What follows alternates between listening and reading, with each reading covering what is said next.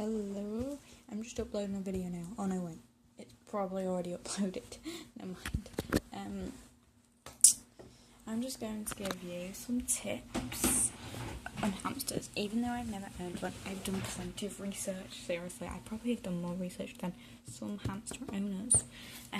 So yeah, I've basically got it off this website. I think it's really good, so I think all people that are hamster owners or want to be should definitely check out this website. It's on Supreme Pet Foods at www.supremepetfoods.com. It's got a cute little picture here, and it also tell you about rabbits, guinea pigs, chinchillas, rats, beagles, parrots, hamsters, mice, and gerbils. So here it says, hamsters make great pets. They have bundles of energy and love rushing around trying to find yet more food to hoard. Hamsters are nocturnal, which means they sleep during the day and will be active at night. This is great if you are at school or at work because they won't even miss you. Yet when you come home, they'll be ready to play. Which is true. Hamsters are small children, it must be said. Hamsters do not really make good pets for small children. Their hours of activity do not fit in with patterns of young children, and it is unfair to expect hamsters or children to change their natural behaviour. Hamsters are also very small and fragile, and small children can often be a little rough, resulting in the hamster being fearful of being handled. Which hamster will you choose? Hamsters come in a large variety of colours and sizes. The one you will choose will probably be the one you fall in love with. When you go make your choice, bring your hamster home. Make sure that you have everything ready before you correct your hamster. That includes your cage, so that you can put it into its new home as soon as you arrive, and you can spend the first 24 hours getting used to its environment. I wouldn't say 24 hours, actually, I would say 2, maybe 4 days, to be honest with you. Just leave it alone so it can get used to the environment. What to feed your hamster. In their natural habitats, hamsters eat a range of grasses, wild-blown seeds and grain. Hamsters are often mistaken as herbivores, but they are omnivores and do need protein in the diet to keep them healthy.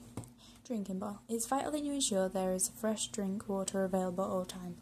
The best way to provide fresh drinking water is to use a gravity-fed water bottle attached to the front of hutch. Use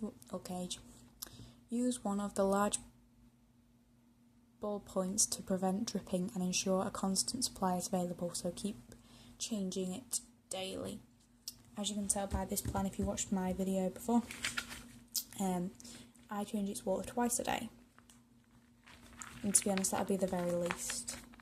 I may even do it like before I go to bed and as soon as I get in from school. So like change it in the morning, change it when I come in from school, and change it before I get to bed. I might actually do that. I'm not too sure though, but the minimum should really be once a day. But I would definitely recommend twice a day. I would probably do it no less than twice a day, but everyone has different opinions and different situations and stuff. But if you're not changing your water once a day, you need to seriously be considering doing that. Water bottles are not really suitable as they can be water bowls, are not really suitable as they can be tipped over and can get contaminated, and the hamster can go into the water, which makes it all dirty and stuff, and like it said, contaminated. So yeah, it's best to use water bottles, and it's just a lot easier so you can see when to refill it and stuff, and it saves you a bit of time and effort, I guess. In the wild, hamsters live in deserts or barren places. They're used to being in large open spaces, so need good, secure but roomy housing. That doesn't mean just get it a cage, get it a couple of toys, and that's all it needs. It needs a hidey house. If you get the iMac Fantasy, there is already one built in, but you should provide an extra one, to be honest with you, so that in case it doesn't want to go there. Igloos or pigloos, or there's loads of different names for them. These are recommended cages that many people own for guinea pigs, rabbits, and hamsters, and many other pets. They are plastic though. Natural like homes that are edible and stuff, or grass houses, they're always a good option because they're more natural and just bring the hamster closer to home, I guess. Bedding material. Keep your hamsters warm and cozy is very important. You also need bedding that is absorbent, which makes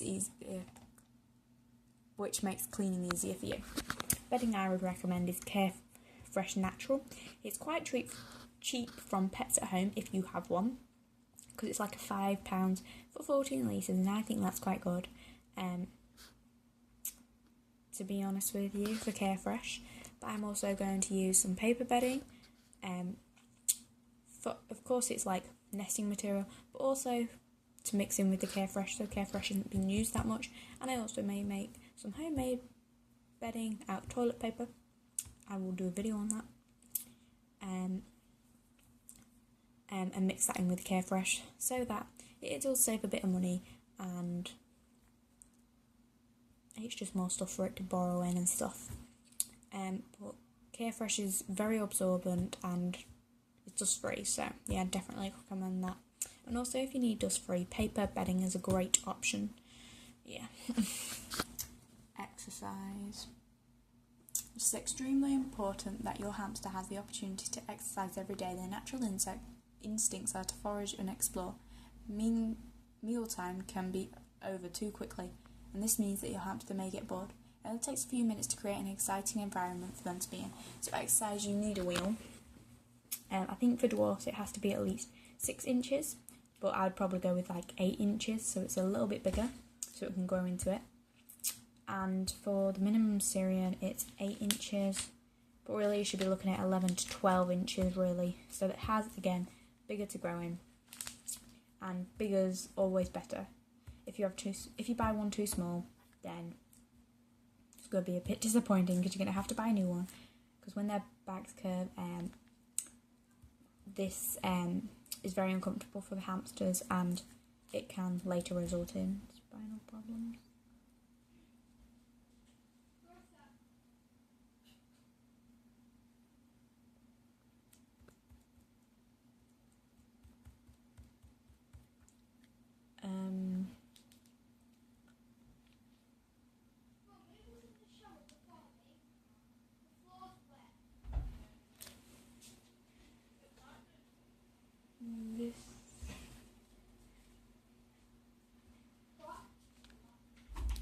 Sorry about that, my sister. Anyway, so yeah, you definitely need to make sure you have a wheel. People recommend silent spinners and rodent wheels. Handling your hamster. To ensure that your hamster becomes tame and affectionate, it is important that you handle it frequently and correctly. Obviously leave it for about 2 to 4 days, maybe even a week, so it can get used to the environment and then start a taming progress. Picking up your hamster incorrectly could lead to your hamster being permanently frightened and may lead to it becoming aggressive. Obviously, if you check out this website, you can read more on each of these little tips, I guess. Common illnesses. Hamsters do not often become ill, but because of their size, they can deteriorate very quickly if they do become ill. That's why you need to make sure that you save up a little cash every couple of weeks. Put a £5 in every month or something in a cookie jar or something. So that if a vet trip is necessary, you do have some money to pay for it. It's very unlikely, but of course with dwarfs, them prone to diabetes, Syrians, they're still prone to many different things, as well as dwarfs. So you need to take precautions. Maybe saving a £5 every month is the way to come around it. So in a year you've got about £60, and a vet bill's going to be about 70 to 80 maybe, depending on the situation. I'm sure your parents or someone will give a couple of quid towards it. Okay. But it's better than not saving and then having no money when it comes to vet bills. And like it said, they can deteriorate quickly. That basically means once they become ill, it'll happen so fast from then on, basically. So you need to make sure that you're prepared. So yeah, that's basically it. I hope this video was useful, because hamsters are a really good pet, and it depends on your breed. I'll probably do one on facts about dwarves, and I'll do another one on facts about Syrians. But I hope this video was quite useful, because it's very fun making it, and yeah. Obviously you need to take all these considerations into mind, and you're looking at about £60 to £80 just to buy straight away when you're just starting off to get a hamster. then obviously you're going to pay about £5 to £10 every month, depending on your food and depending on your bedding. The £60 to £80 ranges in cages. I'm currently thinking about getting the iMac Fantasy because that is a cage I definitely recommend for dwarfs or Syrians. I've heard people say that it was far too small for Syrians and stuff, but it's not, because there's a bit where it lets you add ladders, so if the tubes do get too small, which I doubt they will, then you can use ladders, and also you can extend it. So obviously they prefer length over height, but it's only, I think, just a little bit under how much it's recommended, or it might be a little bit over, I don't know, but I can't remember off the top of my head, but I think it's just slightly under. But obviously if you add a couple of levels, I guess it makes up for it, and it just makes them a lot happier. So yeah, that's the end of this video. Thank you for watching. I'll probably do one tomorrow, if not definitely Friday. Wish me luck on my mental test. I normally get 4 out of 20. Bye bye. As you can see, I'm not editing my videos. It's because it's taking too long. I'm still trying to edit my other one. Bye bye. Bye bye. Oh, look at that cute little face. Oh.